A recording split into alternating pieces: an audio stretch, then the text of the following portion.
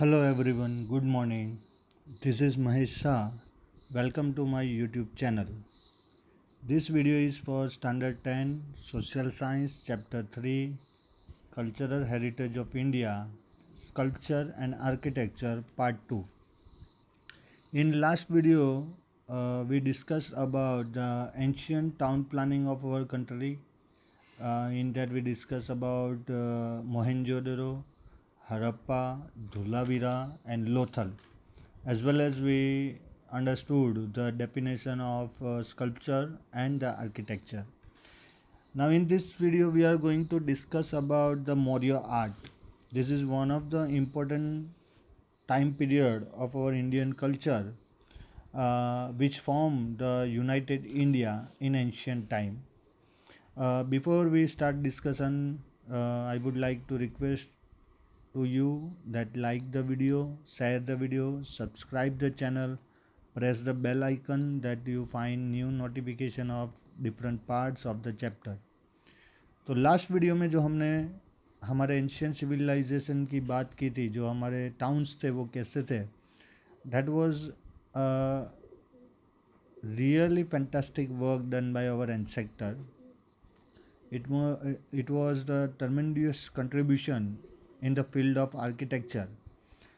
Now we are going to talk about the Maurya art. So first we start with the stupa. So what is called stupa? So an oval shaped construction. This in here you can see the picture of stupa, and this was the Ashok Chakra which we are using as a national emblem on our currency. But before that, understand the different kind of work done during the Maurya art. In that, stupa work is one of the famous architecture work of that time. So stupa means an overall shaped construction under which the remains of Lord Buddha's body were kept in a box is known as stupa. तो स्तूपा क्या है कि एक Oval shaped construction है जिसके अंदर जो भगवान बुद्ध थे उनके जो बॉडी रिमेन्स थे उसको एक बॉक्स में बंद करके रखा गया था. So there are 5 famous stupas of King Ashok's time.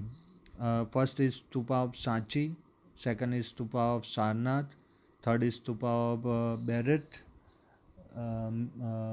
or fourth is stupa of Nandagad, and fifth is stupa of Devni Mori in Gujarat.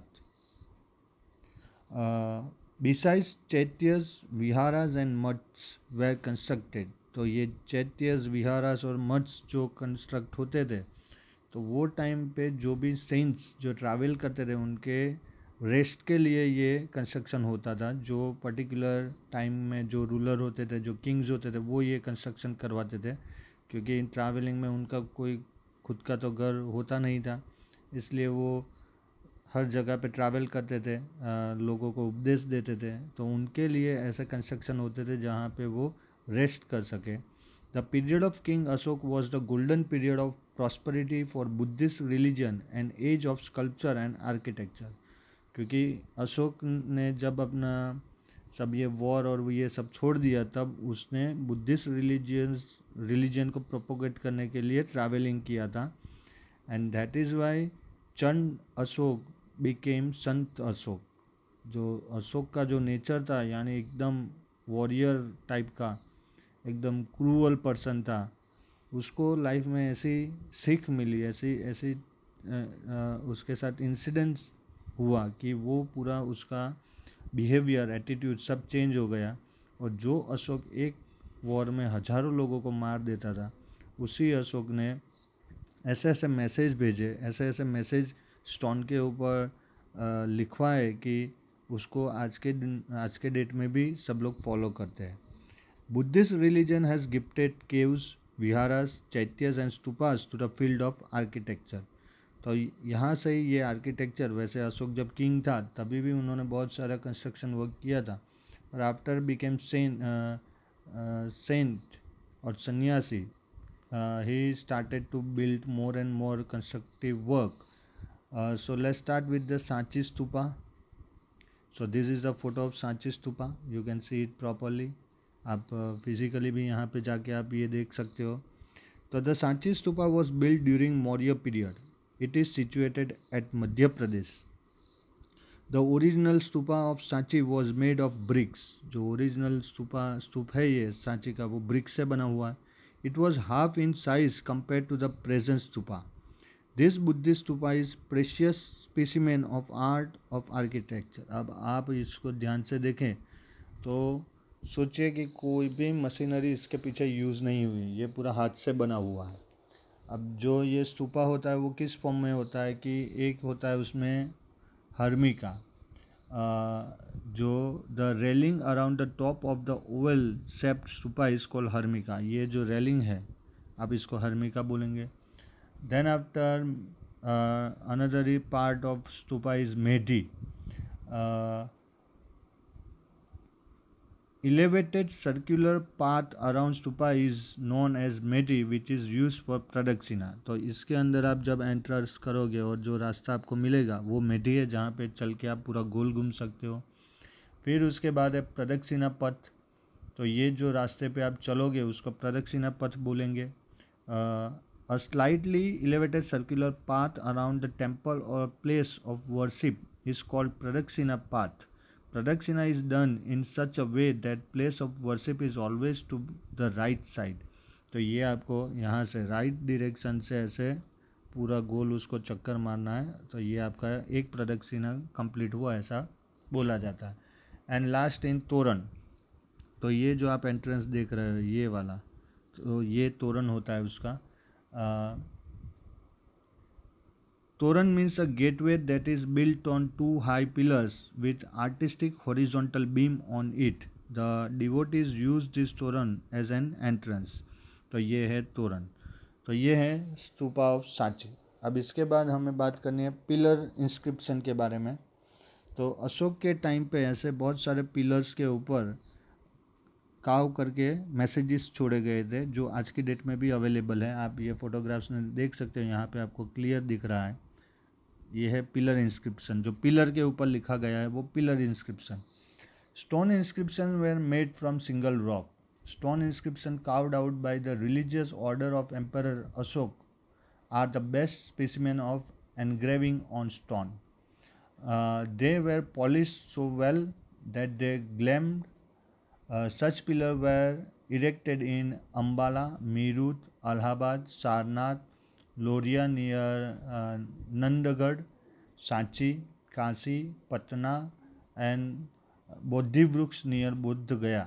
They were carved in Brahmi script. तो इसके ऊपर जो लैंग्वेज है ये ब्राह्मी लैंग्वेज है, और ये देखिए इसको पॉलिश किया गया इसलिए ये इतना शाइनिंग कर रहा है।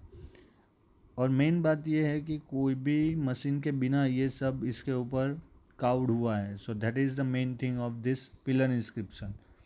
Now one of the important pillar inscription of that time is pillar at Sarnath. तो ये पिलर है सारनाथ का। ये 4 लाइन्स का जो स्टेच्यू है ये हमारा नेशनल एम्बलम भी है, जो आपको हर करेंसी नोट के ऊपर दिखेगा। ये है अशोक चक्र। यहाँ पे सब एनिमल्स हैं, आप अगर इसको ध्यान से जूम करके देखेंगे तो आपको क्लियरली दिख जाएगा। So the stone inscription of Sarnath is the best specimen of sculpture.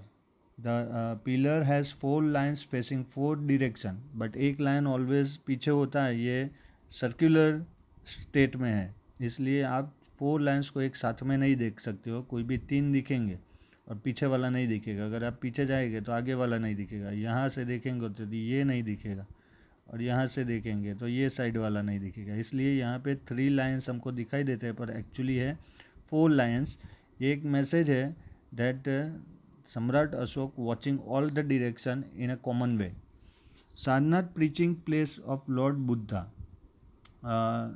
धर्म chakras are carved below the lion images. ये है धर्म चक्र जिसको बाद में अशोक चक्र नाम दिया गया। That is why it is called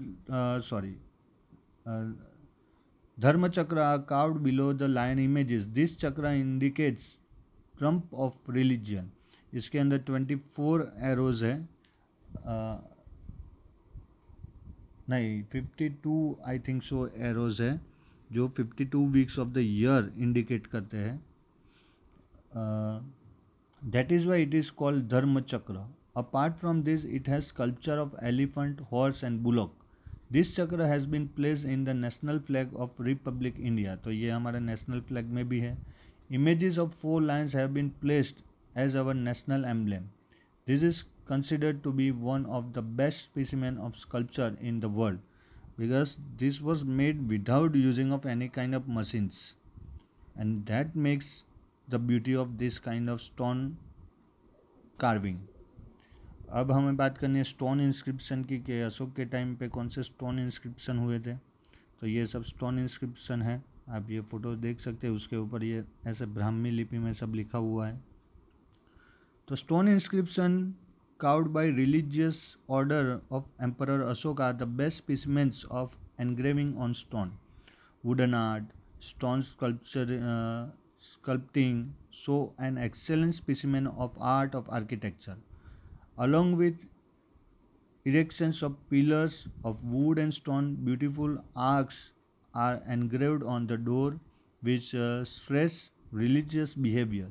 Such stone inscriptions have been found from Peshawar, Dehradun, Thane, Mumbai, Dhauli, Jaugada, Odisha, and Chennai, etc. Such type of stone inscription has been found from the foothill of Girnar mountain on the way of Junagadh in Gujarat. तो गुजरात में जब आप Junagadh travelling करते हो बीच में एक mountain आता है गिरनार माउंटेन, वहाँ से भी ऐसे स्टोन इंस्क्रिप्शन मिले हैं. Other than this Palitana Jain temples on Shatrunjay mountain in Gujarat, Jain temple of Hathi Singh in Ahmedabad are such stone inscriptions which provide complete information in Sanskrit and Gujarati language. तो ये सब जगह पे ऐसे stone inscription मिले हैं.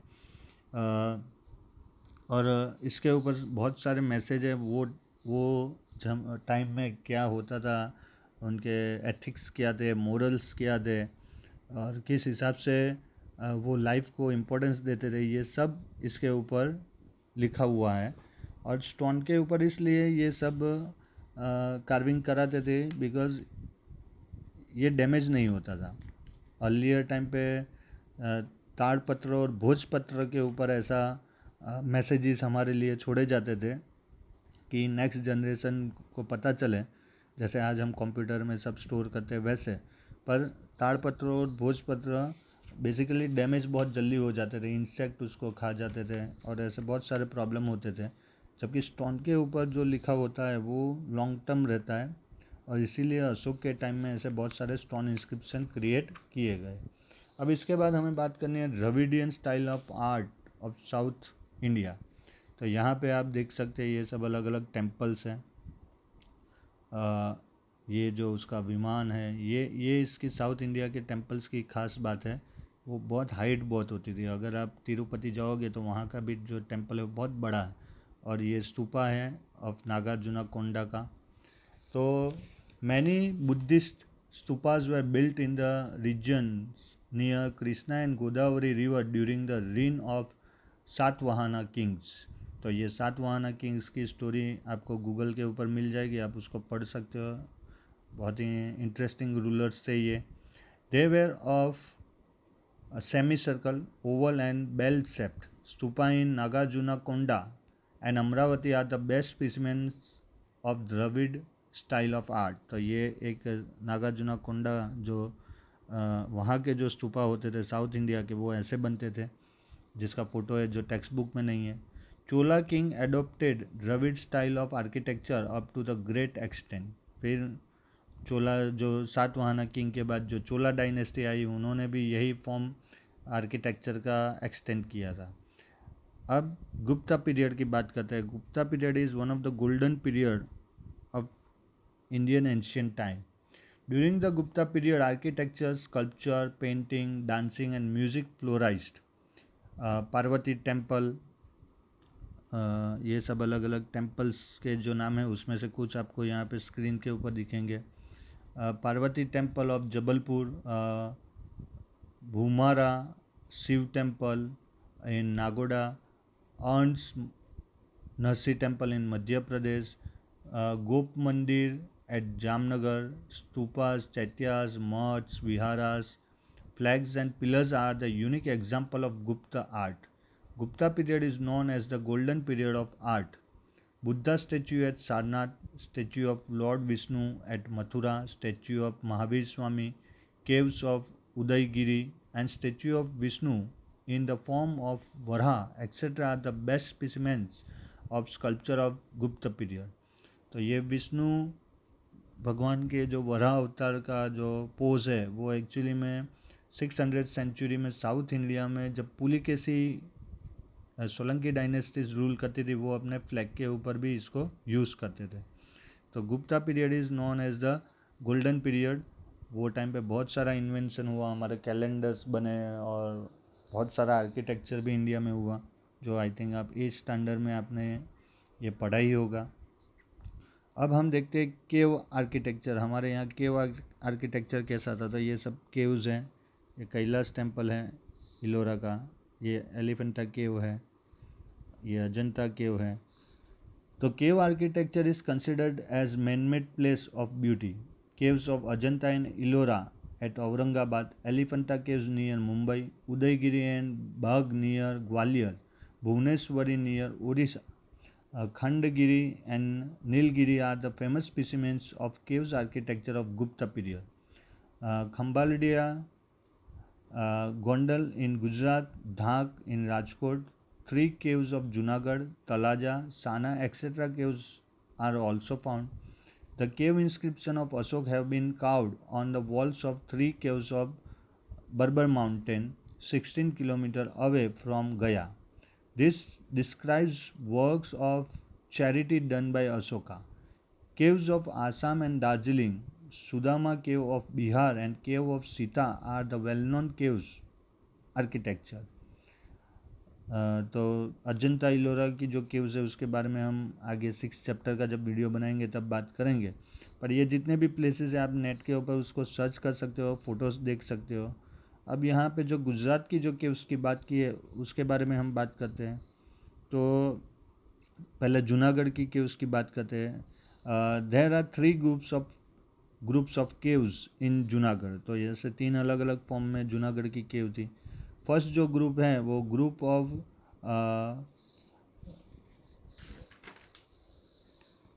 बाबा प्यारा caves. This cave is situated near Baba Pyara Mutt. They are in 3 layers intersecting each other at right angle. There are total 16 caves. Out of them 4 are in first line, 7 in second line and 5 in third line. तो ये जो formation है वो Ajanta Ellora caves में भी same to same आपको मिलेगा. Probably they were carved during 1st and 2nd century AD.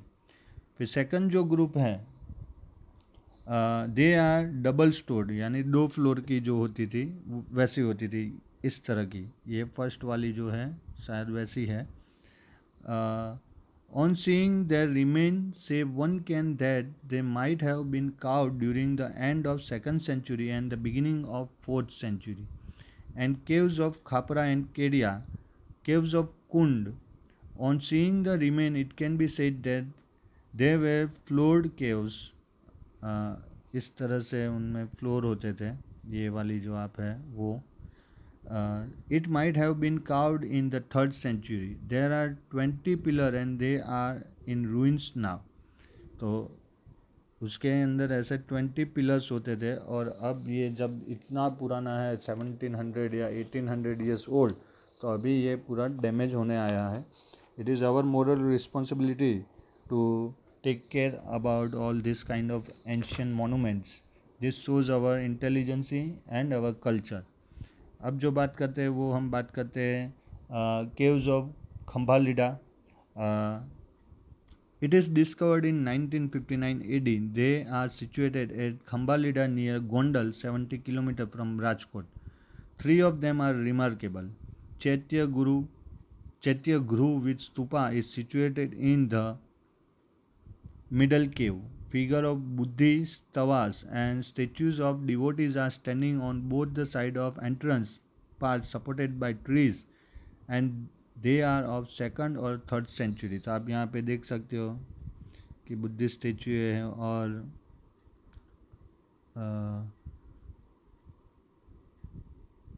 Devotees जो खड़े हैं और ट्री के सपोर्ट से, वो हमें यहाँ पे दिख सकता है। आप जूम करके देखोगे तो आपको मिल जाएगा। और ये 3rd सेंचुरी में बना था। अब तलाजा केव की बात करते हैं। तो तलाजा केव में ये है सब तलाजा केव्स, और बाकी जितने भी केव्स है उनके सबके फ़ोटो यहाँ पे ही है। तो mountain of Talaja is situated near the mouth of Shatrunji river in Bhavnagar district. It is famous as pilgrim of Taladhwajgiri और Taladhwajgiri. 30 caves have been carved from stone with huge gates.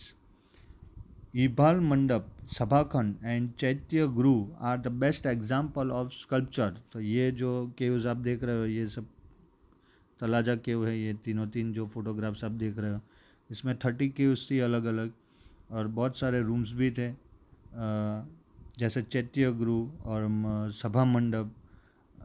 Example of sculpture and protection point of view.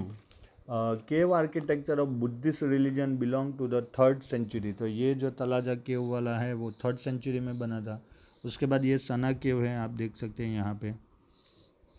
This group of cave is situated on the top of Sana mountain in Vanikya village, Una Taluka in Gir Somnath district. These caves are spread on Sana mountain like beehive. तो आपको ये दिखेगा beehive जैसा। उसके बाद है ढाक caves, ये वाला, ये ढाक केव्स के सब फोटो है। ये भी Dhakgiri is situated in Dhak village of Upleta Taluka at Rajkot district. It is considered that they might have been built in the beginning of 4th century. ये 4th century में बना था। फिर जो केव है वो है झिंझुरी जर केव्स। ये झिंझुरी जर केव का फोटो है। There are many Buddhist caves. There are many Buddhist caves in the west of Dhak, about 7 kilometers from Siddhesar in the valley of Jinjurijar. It is considered that they have been built in the 2nd century. ये 2nd century में बनी थी। फिर Khapra Kodia caves eight Kutch. तो ये Khapra Kodia caves का photo है जो कच्छ में है। These caves are situated on the top of mountain near Old Pathgad in Lakhpat Taluka of Kutch. There are 2 caves. These are discovered by K.K. Sastry in 1967 AD. और जो दूसरी केव्स है कालिया डूंगर की, जो यहाँ भरूच के पास है, ये वो फोटो है। There are 3 caves in Kalia Dungar at Jhagadia Taluka in Bharuch district. These are the best old architectured specimen of Buddhist religion. Architecture of these caves is marvelous. An 11-feet height statue of a lion with 2 bodies and 1 mouth in the form of pillar has been carved which in a single rock. तो ये पूरा single rock से बना हुआ है, जो आप देख सकते हैं। आप फिजिकली वहाँ पे जाके भी आप देख सकते हैं। तो ये प्रूव करता है कि हमारे यहाँ कितना टैलेंट था और किस हिसाब से हमारे यहाँ इवन गुजरात में भी इतनी सारी केव्स हैं। जो गुजराती लोग हैं वो ये सब प्लेस पे जाके इसको देख सकते हैं और समझ सकते हैं। अब इसके बाद जो हमें बात करनी है वो है चैरियट टेम्पल्स के बारे में। तो ये कुछ फोटोग्राफ्स हैं चैरियट टेम्पल के बारे में। आप देखिए, जो पूरा चैरियट जैसा दिखता है। A unique feature of Pallav age can be seen in the famous chariot temple of South India, which is carved out from a single rock. तो ये जो है वो सिंगल रॉक में से बना हुआ है। तो ये हमें टैलेंट हमारा दिखाता है कि एक रॉक के अंदर हम इतना आर्ट भी देख सकते थे पहले के ज़माने में। Kailashnath temple of Kanchi and temple of Vaikuntha Perumala are the best example of architectural art. Apart from above, mandapas at Mahabalipuram and chariot temple of Mahabalipuram are world famous. Each one of them is rock cut temple. These chariot are named after the name of Pandavas. Chariot temple of Dharmaraj is the biggest on, whereas the chariot temple of Draupadi is the smallest. तो ये सब south India में आप वहाँ जाके ये सब देख सकते हो। अब जो टेम्पल आर्किटेक्चर के बारे में हमें बात करनी है वो भी हम ये करेंगे। पर यहाँ पे अगर आप देखो तो ये जितने भी टेम्पल्स है जो भी स्टोन में से बने हैं वो सब हैमर और चिज़ल से बने हुए हैं और कोई भी इसके पीछे मॉडर्न मशीनरी यूज़ नहीं हुई है। और मेन सोचने वाली बात है कि वो टाइम पे इतना टैलेंट, यानी अगर आप ये व्हील को ही आप अगर देखो तो आप देख सकते हो कि इसके अंदर सिंपल ऐसा नहीं है कि स्टोन को कट करके व्हील बना दिया, उसके ऊपर और सारी डिज़ाइंस बनाई है।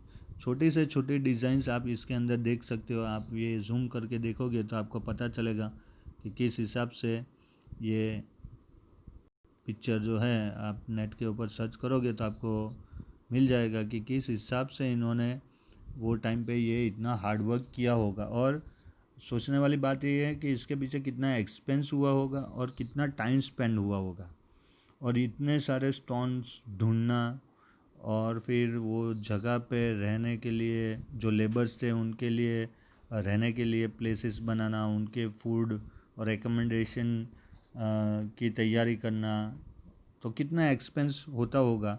और इतना सब होने के बाद हमारे सामने रिजल्ट है। ऐसा नहीं है कि वो जो एक्सपेंस हुआ वो वेस्ट हो गया। These are the unique specimens of our Indian culture. और पूरी दुनिया से कितने लोग ये सब देखने के लिए आते हैं। हमें भले इसके बारे में इंफॉर्मेशन नहीं है या हम इसको इम्पोर्टेंस नहीं देते हैं, पर पूरे वर्ल्ड में जो एक्चुअली में जो लवर्स है आर्ट के, वो ये सब देखने के लिए क्रेज़ी होते हैं। मिलियंस ऑफ रुपीज़ एक्सपेंस करके वो इंडिया में आते हैं। Basically this is beneficial for our economy. अगर ऐसे प्लेसेस को हम प्रिजर्व करेंगे, इसकी इसकी देखभाल करेंगे, तो इससे हमारी कंट्री में ही ज़्यादा पैसा आएगा। And that is the main thing to preserve our cultural heritage, because these are not only the things of our ancestor, but this still in present time produce money for us. तो ये भी एक हमारा financial मोटो इसके पीछे होना चाहिए कि हमें इन्हें क्यों बचाना है, इन्हें क्यों क्लीन रखना है, क्यों डैमेज नहीं करना है। ओके, तो आज के वीडियो में यहाँ तक ही रखते हैं। नेक्स्ट वीडियो में हम टेम्पल आर्किटेक्चर के बारे में डिस्कस करेंगे और सन टेम्पल मोढेरा और सन टेम्पल ऑफ कोणार्क के बारे में बात करेंगे और आर्किटेक्चर ऑफ गुजरात के बारे में भी बात करेंगे। तो आई होप कि यहाँ तक आपको सब वीडियो में जो भी डिस्कशन हुआ वो समझ में आ गया होगा। ये वीडियो भी आपको पसंद आया होगा। You like the video, share the video, subscribe the channel, tell to your friends about this, and press the bell icon. Till then, stay home, stay safe. God bless you. Thank you very much.